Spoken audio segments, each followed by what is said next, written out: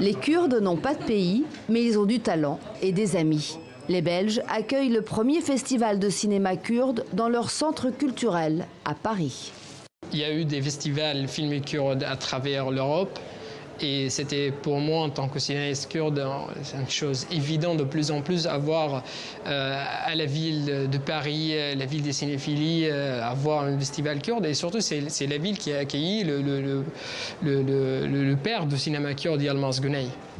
Le réalisateur kurde Yilmaz Güney écrit ses principaux films alors qu'il est en prison en Turquie. Et il les réalise depuis sa cellule. Il écrivait les scénarios très détaillés avec des indications pour les mouvements de caméra. Dans sa prison, il invitait même ses acteurs et faisait passer des castings. C'est aussi depuis sa cellule qu'il trouvait les financements de ses films. Tout ça parce qu'il avait une personnalité très forte. Avec l'aide de son producteur, Yilmaz Güney s'évade. Il monte le film Yol en Suisse et le présente à Cannes. Ettore Scola m'avait dit ne me mettez pas en face d'un blockbuster américain qui est un rouleau compresseur et qui va tuer mon film.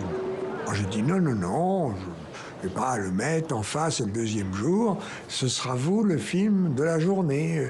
À 19h30, je m'y engage. Et puis, on a mis en face un petit film turc que personne connaissait, que j'aimais beaucoup, mais qui ne devait pas tout casser.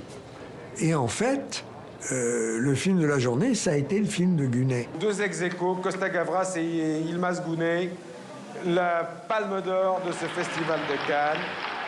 Nous sommes en 1982. Yilmaz Güney vient de faire entrer le cinéma kurde dans la cour des grands et inspirer plusieurs générations d'artistes kurdes. Je venais juste d'arriver, ça faisait une semaine, je venais d'arriver en France, je ne parlais pas de mots français. Le film s'est retrouvé dans la sélection officielle Festival de Cannes. Je me suis mis tout de suite à apprendre le français. Et puis après, depuis, oui, j'ai continué toujours dans le théâtre et le cinéma. Je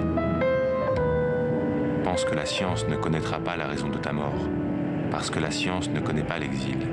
Aujourd'hui, le cinéma kurde est aussi varié que son peuple, réparti entre la Turquie, la Syrie, l'Irak et l'Iran, et en exil dans le monde entier.